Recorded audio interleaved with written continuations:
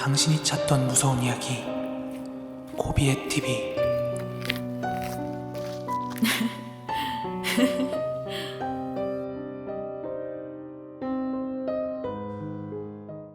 코린 여러분 안녕하세요. 코비의 TV입니다.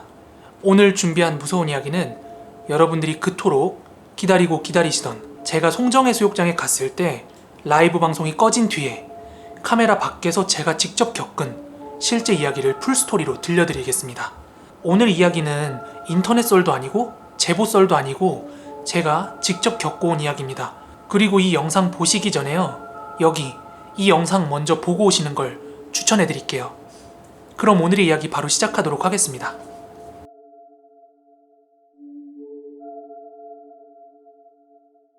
그날이 6월 20일이었는데요. 지지난주 토요일이죠. 제가 베트남에서 한국으로 귀국한 뒤에 2주 동안 자가격리를 했어요.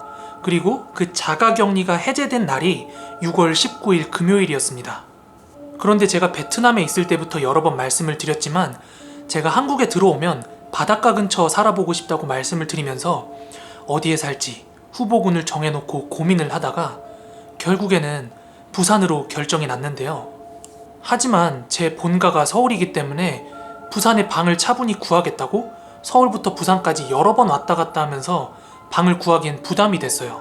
그래서 금요일날 자가격리가 끝나자마자 토요일, 일요일 1박 2일 동안 부산에 가서 꼭 방을 구하자라는 생각을 하고 토요일 오전에 서울역에서 KTX를 타고 부산으로 가게 됩니다. 그렇게 KTX를 타고 부산역에 도착한 뒤에 서울에서 미리 연락해놨던 복덕방에 도착을 하니까 한 오후 12시가 넘어가더라고요. 그래서 도착하자마자 무슨 커피 한잔 할 여유도 없이 이 방 저 방 막 보러 다녔어요. 그러면서 아닌 거 다 제끼고 내가 원하는 후보군만 남겨놓고 고민을 하다가 이제 최종 결정을 하고 계약금을 걸고 나왔어요. 그때 계약금을 걸었던 방이 지금 촬영하고 있는 이 방이고요. 그렇게 계약금 걸고 부동산에서 나오니까 한 시간이 4시 반이었나? 5시쯤 됐습니다. 어쨌거나 저는 토요일날 방을 못 찾으면 일요일까지 방을 보고 서울로 돌아갈 계획이었기 때문에 하루가 남은 거죠. 그렇게 저는 태어나서 처음으로 부산이라는 지역을 관광을 하게 돼요. 그리고 제가 처음으로 관광을 시작한 지역이 광안리 해수욕장이었습니다. 저는 그 광안리 해수욕장에서부터 라이브 방송을 켰습니다. 그리고 저희 구독자분들한테 저도 이제 부산 주민이 된다면서 막 자랑을 하고 부산 돌아다니는 지역들을 보여드리고 있었습니다. 그렇게 방송을 하다 보니까 해가 저물어 오기 시작했는데요. 저는 광안리에서 저녁거리를 찾으려다 보니까 너무 사람들이 많고 번잡한 거예요. 주말 저녁이니까. 그래서 라이브 방송을 킨 채로 이제 구독자분들이랑 대화를 하면서 택시를 잡아서 송정해수욕장으로 떠나게 됩니다. 아무튼 그렇게 택시를 타고 송정해수욕장에 도착을 했습니다. 하지만 따지고 보면 저는 부산에 처음 내려온 거라서 부산에 대해서 아는 게 하나도 없었어요. 그래서 구독자분들께서 제가 가는 방향을 보고 이제 길도 알려주시고 어떤 게 맛있다, 저게 좋다 하면서 계속 알려주고 계셨습니다.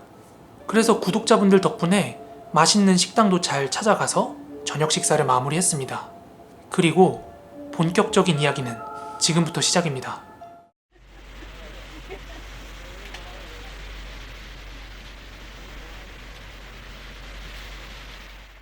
말씀드린 대로 저는 토요일 당일이 아니라 일요일날 KTX를 타고 서울로 올라갈 계획이었어요. 그러면 어떻게 해야 되겠어요? 숙소를 잡아야 되잖아요. 그때 마침 생각난 게 있었는데요. 이쪽에 다시 한번 띄워드릴게요. 바로 송정해수욕장 민박집 괴담 썰이었는데요. 이 괴담이 인터넷에 실화라고 돌고 있는 썰이긴 한데요. 실제로 제가 올렸던 영상 댓글에도 송정에 있는 민박집에서 이와 거의 유사한 경험을 했다는 그런 댓글도 달렸었거든요. 그러니까 무서운 이야기를 다루는 유튜버인 저로서는 굉장히 흥미로운 주제거리잖아요.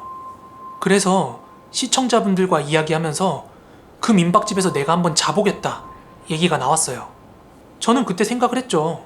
뭐 별일이 있겠어? 내지는 만약에라도 귀신이 나온다면 이거 더 채널 흥하는 거 아니야? 하는 생각이요.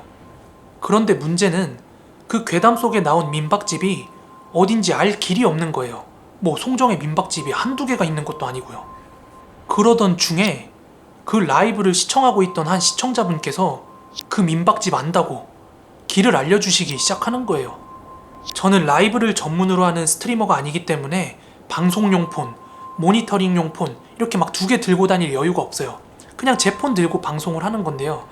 그렇다 보니까 무슨 내비게이션 보겠다고 이 방송을 끌 수가 없는 거예요. 그래서 방송을 보고 계시던 시청자분들께서 어디를 찾아라, 어디서 우회전해라, 좌회전해라 이렇게 길을 알려주고 계셨습니다. 그렇게 빙빙 돌면서 이 민박집인지 저 민박집인지 헤매고 다니다가 딱 여기다 싶은 민박집을 하나 발견하게 됐어요. 여기서 분명히 하고 갈 건 제가 그때 갔던 민박집이 그 괴담 속에 나오는 민박집인지는 알 수가 없어요. 다만 저는 제가 그 민박집에서 경험했던 소름 돋는 경험을 이야기할 뿐입니다. 아무튼 그 민박집 건물 앞에 도착을 했을 때는 유독 다른 민박집보다 훨씬 어두컴컴하고 허름해 보였거든요. 그런데도 그 민박집 앞에 평상에서 한 남자 4분인가? 5분이서 고기를 구워 먹고 있긴 하더라고요. 그리고 저는 방을 잡으려고 하는데 여느 민박집처럼 카운터 없이 전화번호만 적혀 있는 거예요. 그래서 여기서부터는 제가 직접 통화를 하고 방을 잡아야 했기 때문에 1차로 라이브 방송을 종료하게 됐습니다. 그렇게 민박집 앞에 적힌 번호로 전화를 했더니 한 할머니가 받으시더라고요. 그래서 지금 방 잡을 수 있냐? 1박에 얼마냐? 이렇게 물어봤더니 방도 잡을 수 있고 1박에 5만 원이라고 말씀을 하시는 거예요. 그래서 저는 혼자 잠만 자고 내일 아침 일찍 나갈 건데 한 10,000원만 깎아주면 안 되냐? 이렇게 얘기를 했어요. 그런데 할머니가 전화기 너머로 굉장히 정색을 하시면서 왜 혼자냐고 막 따져 물으시는 거예요. 그래서 저는 퉁명스럽게 아니 혼자 왔으니까 혼자지 이렇게 말씀을 드렸어요. 그런데 할머니께서 그 전화상으로 굉장히 저를 못 믿어하는 것 같더라고요. 하지만 저는 대충 왜 그런지 느낌은 왔어요. 그래서 전화상으로 저는 아주 소상히 자세하게 설명을 드렸어요. 내가 부산으로 이사를 와야 돼서 부동산을 보러 왔다. 그런데 오늘 서울로 갈 수가 없어서 한밤 자고 갈 거다. 이렇게 구체적으로 납득을 시켰습니다. 그랬더니 할머니께서 안으로 들어오라고 하시더라고요. 그렇게 민박집 안으로 진입을 했는데요. 와, 여기 시설이 낡아도 너무 낡아 보이고 막 등에 불 같은 것도 제대로 안 들어오는 것 같은 거예요. 게다가 지하실도 아니었는데 굉장히 퀴퀴하다고 해야 되나? 아무튼 느낌이 좋진 않았어요. 그렇게 할머니께서 저를 2층에 있는 방으로 안내를 해주셨는데요. 그 2층으로 올라가는 그 계단마저도 굉장히 살벌했어요. 하지만 저는 그 괴담에서 나온 방이 1층이라는 게 기억이 났기 때문에 할머니한테 1층으로 방을 줄 수 없냐고 그렇게 여쭸어요.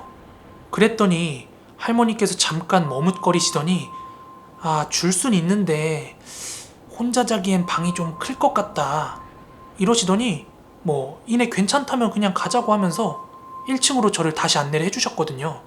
그렇게 주섬주섬 열쇠를 꺼내시더니 그 1층에 있는 끝방 문을 따주시는 거예요.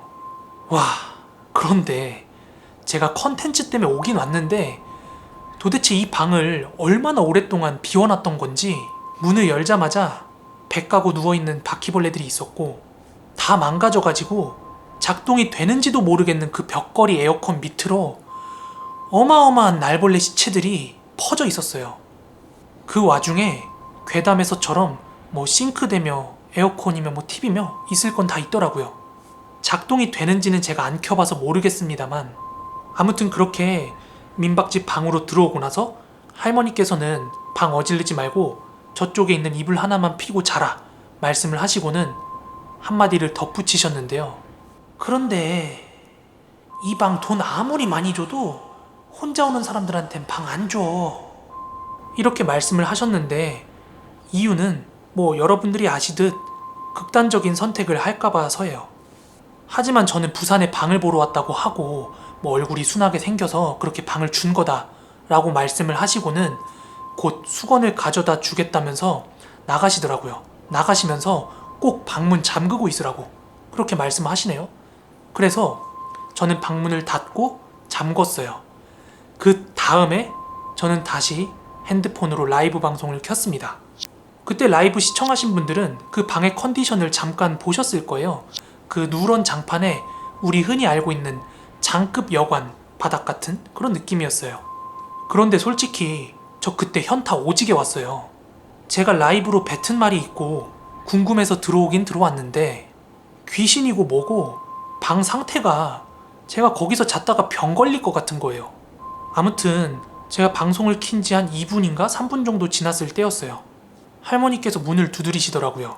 그래서 저는 문을 열어드렸는데 할머니께서 수건 한 장을 제 손에 쥐어주시면서 하시는 말이 총각, 오늘 밤에 절대로 죽으면 안 돼, 응? 아마 이쯤에서 자동으로 라이브가 꺼진 것 같아요. 아무튼 할머니께서는 이런데 사람들 혼자 와서 많이 죽는다 뭐 이런 식으로 말씀을 하시더라고요. 그래서 제가 되물었어요. 여기서요? 하고요. 그런데 할머니는 아니라고 하셨거든요. 하지만 여러분들 생각을 해보세요. 저 역시도 괴담이나 무서운 이야기를 다루는 사람이기 때문에 뭐 혼자 민박집이나 호텔에 가면은 뭐 죽는 사람이 많다 뭐 이런 얘기 많이 들어봤죠. 그렇지만 저도 낚시도 좋아하고 홀로 여행 가는 것도 좋아해서 모텔이건 여관방이건 민박집이건 혼자서 방 잡고 잔 적 많거든요. 그런데 지금까지 살면서 그 누구도 왜 혼자 왔냐, 죽으러 온 거 아니냐 이런 식으로 말하는 사람 단 한 명도 못 만나봤거든요. 그런데 이 할머니께서는 되게 뭐랄까 그 노이로제 반응처럼 막 반응을 해버리니까 저도 괜시리 찝찝한 거예요.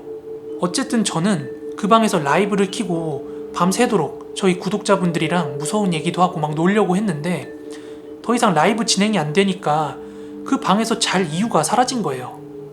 그래서 마지막으로 그 방이랑 괴담 속에 나온 방이랑 어떤 유사점이 있는지 마지막으로 살펴봤어요. 그 괴담에서는 화장실 문에 잠금 장치가 없다고 했는데 잠금 장치는 있었습니다. 다만 그 괴담에서처럼 방 상태와 대조되게 그 화장실 타일만큼은 굉장히 깨끗하게 발려있는 느낌이었습니다. 그리고 하나 더 섬찟했던 게 있다면 화장실은 굉장히 좁은데 거기에 걸려있는 샤워 호스 있죠. 정말 그 호스가 엄청 길었어요. 이게 왜 소름 포인트인지는 그 전 영상을 보신 분들은 이해를 하실 겁니다. 그렇게 방을 둘러보고 나서는 귀신이고 무서움이고 다 떠나서 그 벌레 소굴에서 자고 싶지가 않은 거예요. 그래서 할머니한테 다시 전화를 드렸어요. 아까 할머니께서 자살이니 뭐니 말씀을 하셔가지고 제가 도저히 무서워서 이 방에서 못 잘 것 같다. 죄송한데 내가 지금 당장 이 방에서 나갈 테니까 2만 원만 돌려달라. 이렇게 말씀을 드렸거든요. 그랬더니 할머니께서 딱히 거절은 안 하시는데 그 수화기 너머로 할아버지의 목소리가 들려오는데요. 아유, 그냥 조용히 돌려보내. 이러시는 목소리가 딱 들려오는 거예요. 그리고 나서 할머니가 1층 방으로 내려오셨고 저한테 2만 원을 쥐어주셨는데 딱히 붙잡거나 하는 건 전혀 없었어요. 그렇게 그 민박집에서 나와서 저는 인근 모텔에서 방을 잡고 하루를 묵었습니다. 여러분들은 오늘 이 이야기 어떻게 느끼셨는지 모르겠는데요. 저는 카메라가 꺼졌을 때 상황 그대로 다 말씀을 드린 거고요. 저는 그 당시에 민박집의 그 음습함, 그리고 제가 알고 있는 괴담, 그리고 괴담과 상당히 뭔가 싱크로가 있어 보이는 그 현장, 게다가 굉장히 예민하게 반응하시면서 저한테 죽지 말라고 반응을 하시던 그 할머니의 모습까지, 이런 것들이 막 동시다발적으로 발생하다 보니까 그 현장에 있던 저한테는 공포 그 자체였습니다. 하지만 그때 계속해서 방송이 가능했다면 저는 기어코 그 방에서 잤을 거예요. 모르긴 몰라도 그런 분위기였으면 최소 가위 눌림 정도는 경험하지 않았을까 싶네요.